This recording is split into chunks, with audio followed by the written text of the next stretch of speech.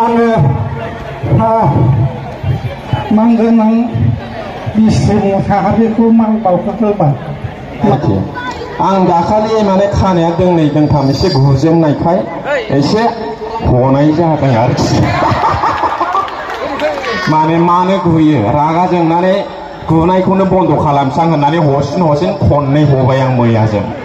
ओंखायनो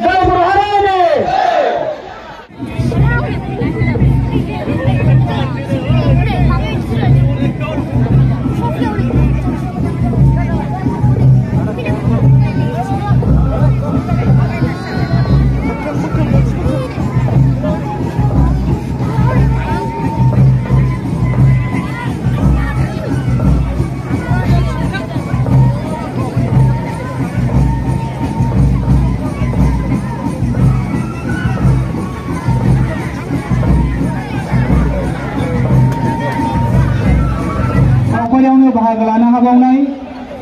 दुलाराय बर' फरायसा आफादनि मानजाथाव सासे नेहाथारि सार, बाहागो लानो हाबावनाय दुलाराय बर' फरायसा आफादनिनो गुबुन गुबुन बिबानाव थानाय दैदेनगिरि सारमोन। श्री दिपेन बर' सारखौ गावनि सिनायथिखौ जोंनि गेजेराव होनो थाखाय खावलायदों। लोगोसे आङो कमिटिनिफ्राय गांसे आर'नाइजों बरायनो थाखाय खावलायहरदों। गोजोननाय थाबाय मानगोनां सारनिसिम जोंनि गेजेराव गावनि सिनायथिखौ होनायनि थाखाय। आरो बर' हारिमु आफादनि गाहाय नेहाथारि मानगोनां सार बिजितगिरि बसुमतारी सारखौबो गावनि सिनायथिखौ होनो खावलायदों। लोगोसे गांसे आर'नाइजों बरायनो थाखाय आङो खावलायहरदों। गोजोननाय थाबाय सारनिसिम जोंनि गेजेराव गावनि सिनायथिखौ होनायनि थाखाय।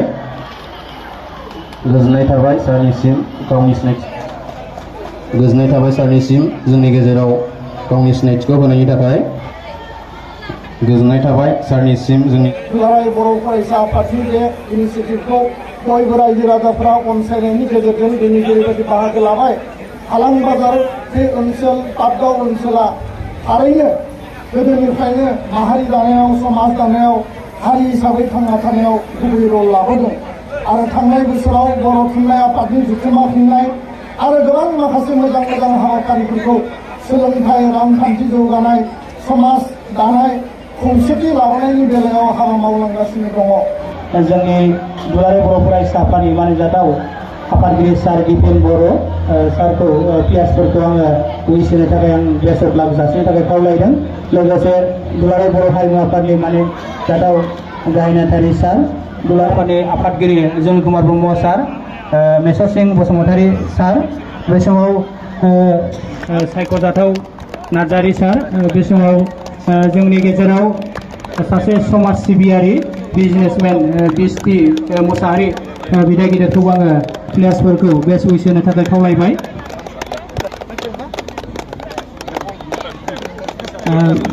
लोगोसे जोंनि गेजेराव बर'नि मुंदांखा फेस्लागिरि मानगोनां प्रेक्टिकेल बसुमतारी आरो अनिल नार्जारी बिथांमोनखौबो आङो प्लेयार्सफोरखौ उइस होनो थाखाय आं बे समाव खावलायदों।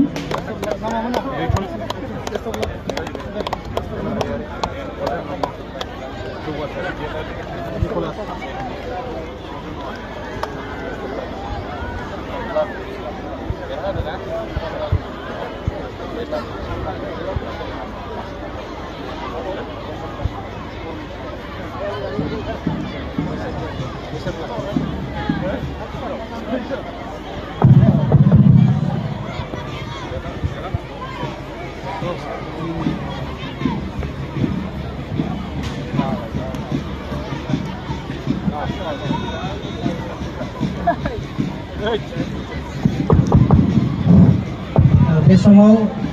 दुलाराय बर' फरायसा आफादनि मानजाथाव आफादगिरि सारखौ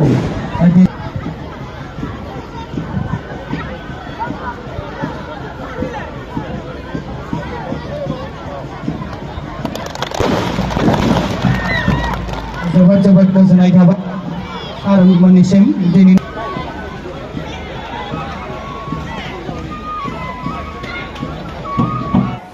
जोंनि मेनेजारखौ आं साबायखर बावदों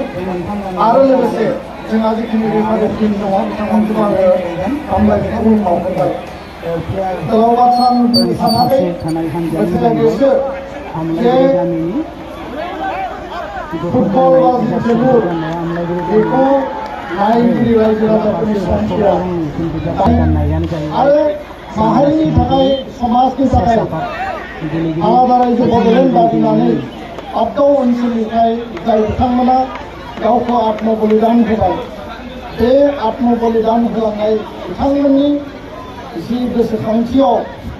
जोलुर बादायनाय होदों बियो थारैनो आबगाव ओनसोलनि थाखाय गासै रायजो राजानि थाखाय मोनसे दा बेखायनो पृथिबियाव जेसेबां जि थासारि थाया मानो जेराव दावहा जादों जेराव दावराव दावसि जादों जिखि जायगायाव जिखि थासारि थाया मानो जोङो मोनसे प्लेटफर्माव फैनानै बेखौ नायनो थाखाय बेखौ जोङो मदद होनो थाखाय थुलुंगा होनो थाखाय बेबायदि मोनसे प्लेटफर्म दङ होनना बुङोब्ला बे जाबाय फुटबल आरो बेखायनो बुहुमनि गुबुन गुबुन थासारियाव गुबुन गुबुन जायगायाव जोलुर गेलेनायनि गेजेरजों खौसेथि आरो गोरोबलायनाय बिदा फंबाय अनलायनायनि हाबाफारिखौ मावनाय जादों दा बेखायनो आङो गोलाव बाथ्रा बुंनो सानाखै दुलाराय बर' फरायसा आफादनि बे इनिसियेटिभखौ बयबो रायजो राजाफोरा अनसायनायनि गेजेरजों दिनै जेरैबायदि बाहागो लाबाय हालां बाजार बे ओनसोल आबगाव ओनसोला थारैनो गोदोनिफ्रायनो माहारि दानायाव समाज दानायाव हारि हिसाबै थांना थानायाव गुबै रल लाबोदों आरो थांनाय बोसोराव बर' थुनलाइ आफादनि जथुम्मा खुंनाय आरो गोबां माखासे मोजां मोजां हाबाफारिफोरखौ सोलोंथाइ रांखान्थि जौगानाय समाज दानाय खौसेथि लाबोनायनि बेलायाव हाबा मावलांगासिनो दङ आरो बे बेलायाव जाहाथे बे आबगाव आरो हालां बाजार ओनसोलनि जि मुं आरो बे मान मर्यादा जि सन्मान बेखौ जाहाथे रावबो गाज्रि खालामा रावबो जाहाथे गाज्रि खालामनो नाजाया बिनि थाखाय बयबो नोजोर होनानै बे ओनसोलनि गोरों गोरा आइ आफा रायजो राजाफोर माहारियारि आफाद बर' थुनलाइ आफाद दुलाराय बर' फरायसा आफाद आरो गुबुन गुबुन राजखान्थिगिरिफोराबो खौसेयै हाबा मावनांगौ दा बेखायनो दिनैनि समाव सा सानजा भारताव बर'फोरानो बयनिख्रुइबो फुटबलाव लिडिंसिप लानानै दङ आरो क'क्राझार जिल्लायाव जोंहा हलिचरन नार्जारी दुर्गा बर'निफ्राय लानानै अपुर्णा नार्जारीनिफ्राय लानानै गासै जोंनि गेलेगिरिफोरा जेरैबायदि नेसनेल इन्टारनेसनेल लेभेलाव जायगा आवग्रिनो हादों आरो थांनाय बे बोसोरनै बोसोरथामाव बड'लेण्ड ओनसोलाव बिटिआरआव गोजोन थासारि फैनायनि उनाव सन्तोष ट्रफि दुरान्ड काप बेबायदि माखासे जिखिनि इभेन्टफोर जों खुंनो हाबाय थारैनो बे माहारिनि थाखाय आरो बर' रायजो राजा आइ आफानि थाखाय बड'लेण्ड ओनसोलनि थाखाय बे मोनसे गोग्गाथाव बाथ्रा आरो बिनि गेजेरजों बर' हारिया जे बिश्वआव शान्तियै खौसेयै आरो शान्तिखौ गोजोनखौ मोजां मोनग्रा हारि बेखौ जोङो एस्टाब्लिस खालामनो हाबाय गोलाव बाथ्रा बुंनो नागिराखै जय बर' हारिनि थेंक इउ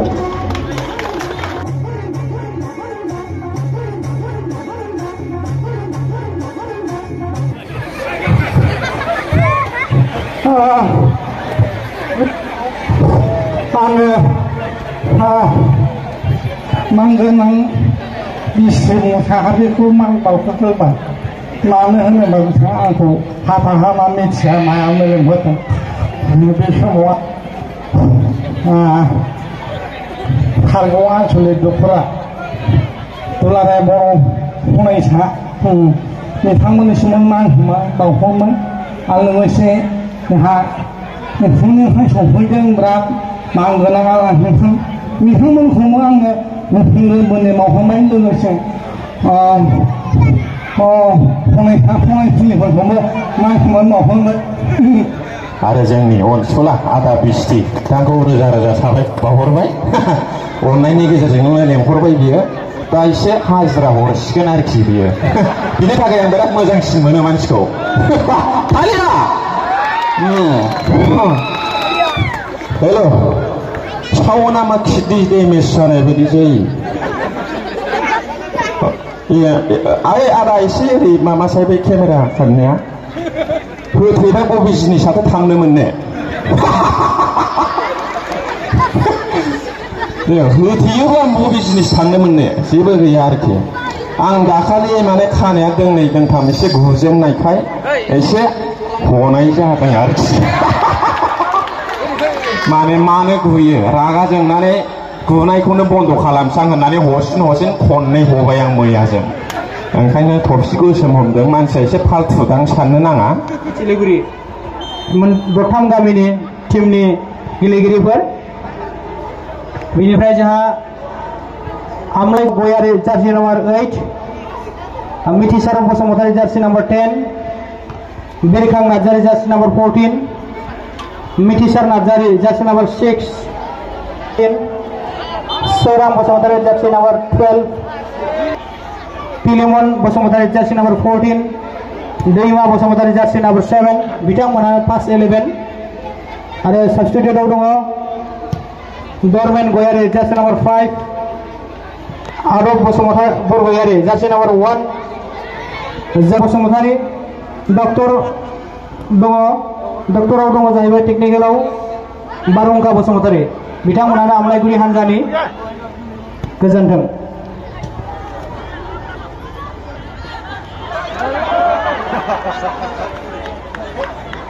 नायनानै थाबायनानै गाबाय गाबाय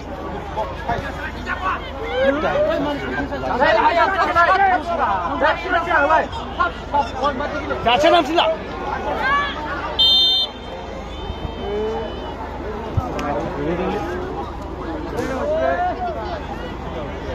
बे समाव जोंहा सानैसो आलासि बिथांमोनखौ सिनायथि होनो दहाय एसे थालांबावदों आं बे समाव सिनायथि होनो आवगायबाय जोंनि गेजेराव बाहागो लानो हादों सिजुगुरि बिसिडिसिनि बारग' मासिगिरि मानगोनां दिलीप बसुमतारी बिदा गिदिरखौ गावनि सिनायथिखौ लानो थाखाय खावलायदों गोजोननाय थाबाय बिथांनिसिमबो जोंनि गेजेराव बाहागो लानो हादों फाटगाव दख'रा दुलाराय बर' फरायसा आफादनि मोनसे समनि दैदेनगिरि जाहाथे मोनसे खावलायनाय मोननैबो टिमा दायो द्र' जाना दङ आरो नाम्बार टाइब्रेकार जासिगोन